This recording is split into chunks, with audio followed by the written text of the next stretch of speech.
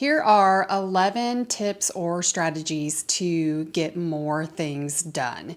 If you stay until the end of the video, I'm going to talk about 3 things, thoughts, or questions I ask myself to help find peace in this season of life. Currently, I am retired. I have signed up to be a substitute teacher 2 or 3 days a week, and I'm trying to learn or grow my YouTube channel.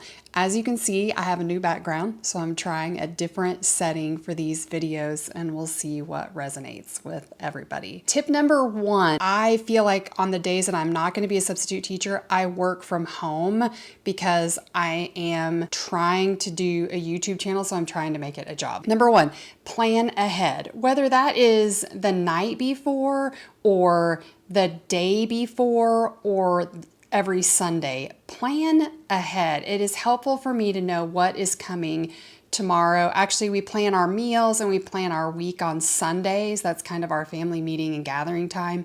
And then we talk about the week and see what's going to be our plan, but we plan ahead. I have all of my tips on my iPad, so I will be referring to my list so that I don't forget anything. All right. Wake up at approximately the same time-ish each day. I'm going to forget to bring the microphone to my mouth, but we're just going to go with it. As far as getting up in the morning, since I'm retired or I don't have a schedule, I can get up whatever. I have a 16-year-old who still goes to school, so I will get up to make sure that she gets up to go to school. But as far as actually getting up and getting out of bed and being productive, sometime between 6 and 7 is usually when I get started. And I've been pretty consistent with that throughout summers, last year, this summer, and like my retirement phase or my retirement practice, I have been waking up approximately the same time. Number 3, being intentional. I am trying to be intentional about my days and know what I'm going to do each day that I have a plan to work or sub. Have a thoughtful process throughout my day. Number 4, when I was a principal, my calendar looked like this.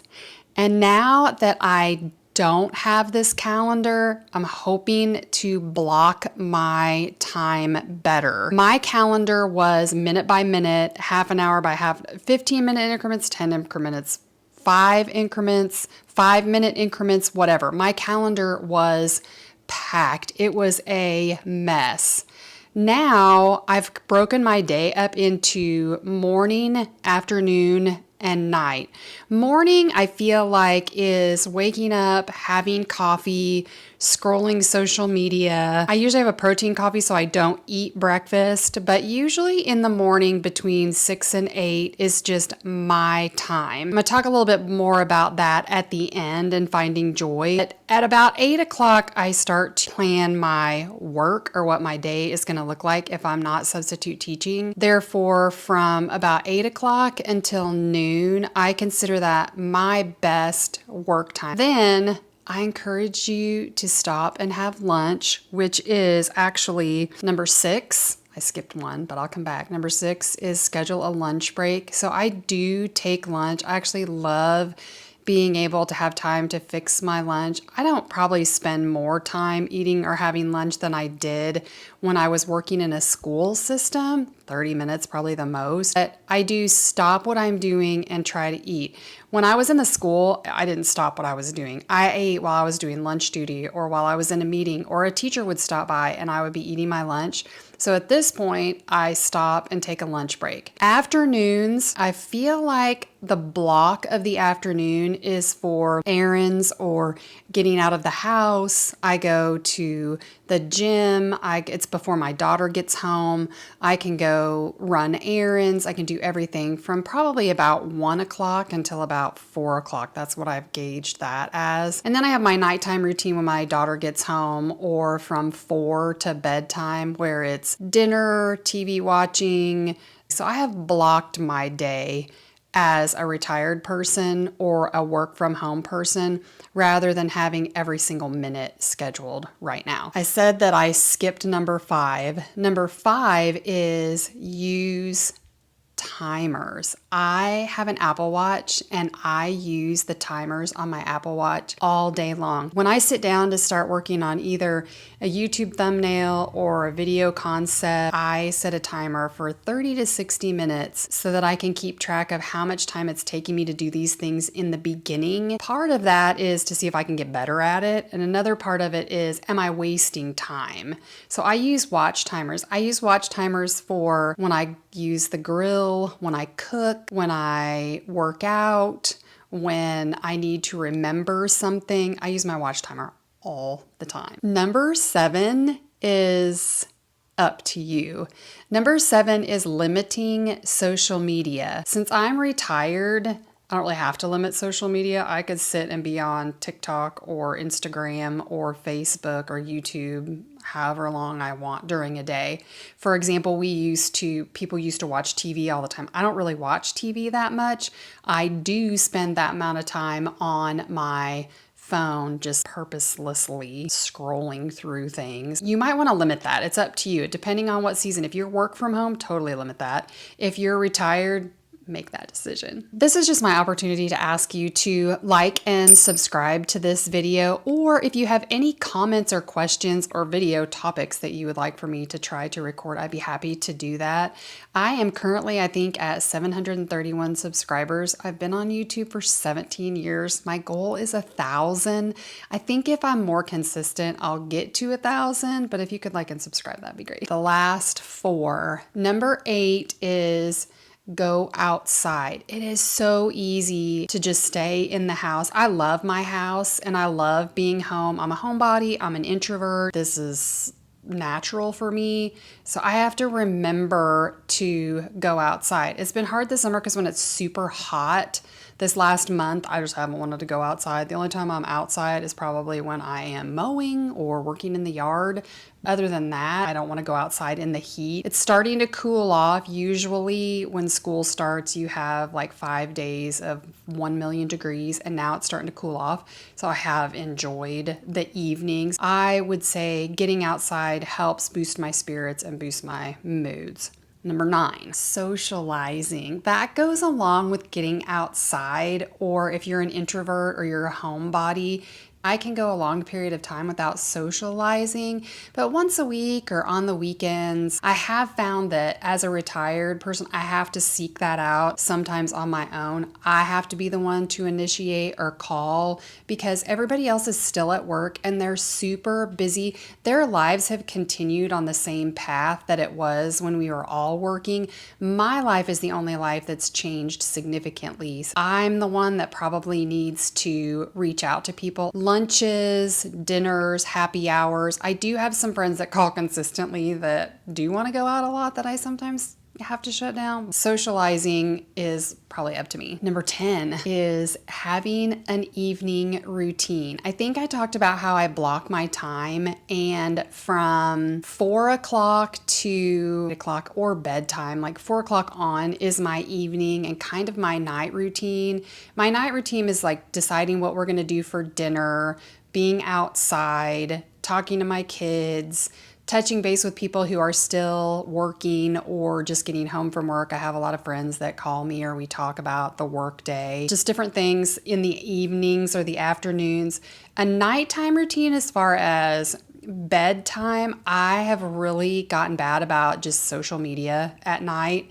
And I'm trying to start around 9 o'clock, and I make coffee in the coffee pot. Lately I haven't been because I started doing cold iced coffees, but I can put coffee in the coffee pot, get that ready, get things set out for the morning for my daughter, what's she gonna take for lunch, make sure I have everything prepared. Last night I had to cut up strawberries, put stuff in Tupperware and Ziploc bags for her. So my nighttime routine, probably 8 o'clock I start to take the makeup off, get in bed. Now that's the tricky part. When you get in bed, do you scroll social media aimlessly? Do you read a book? Can you fall asleep? I'm at the phase where falling asleep is a major challenge for me. There for a while I was watching like 48 hours and crime shows at night. That put me to sleep like immediately, and I wasn't even having bad dreams.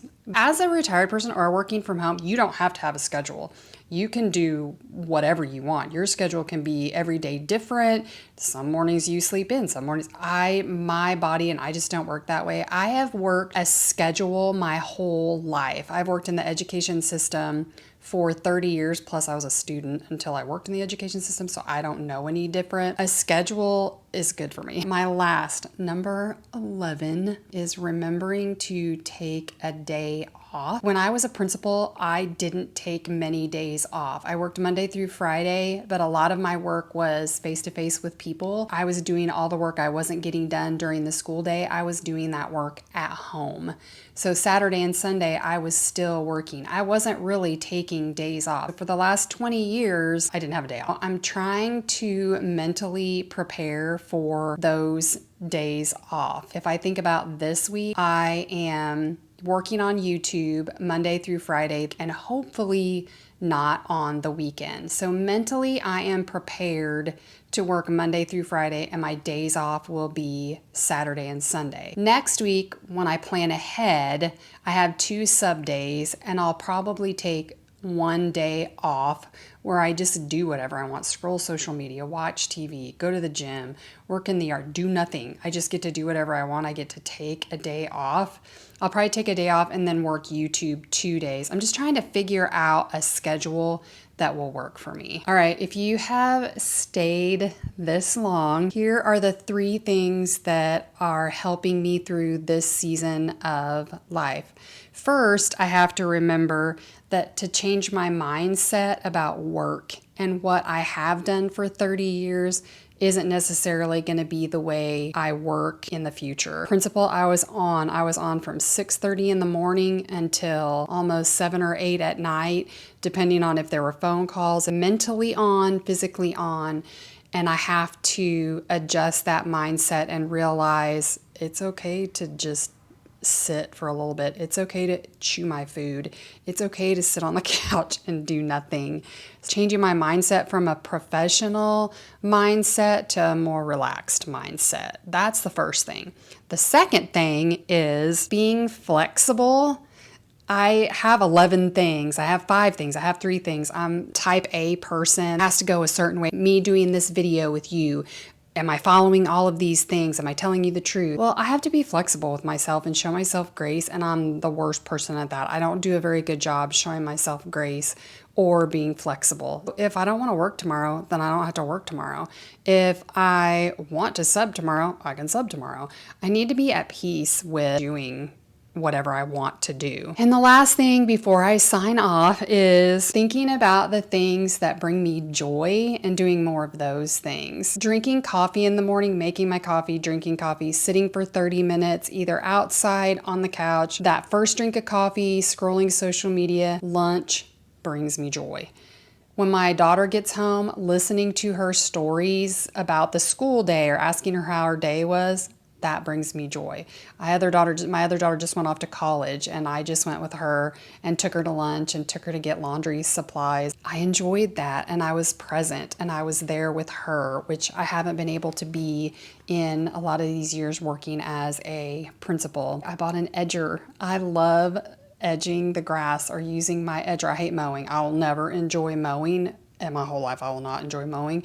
But edging, I can edge until the end of time. So thinking about in this season, what brings you joy? If you're retired, you might be struggling with. If you work from home, the 11 tips to keep you on track might be what you need. These are the things that are keeping me going. Those are my 11 tips to help you make it through retirement. A friend of mine showed up right as I was finishing recording this video. So that wraps up my getting things done, how to find peace in retirement or working from home. Oh, hey, it's me again. And this is just a reminder to like and subscribe to this video. My goal is 1,000 subscribers. It's taken me 17 years. Let's see what happens.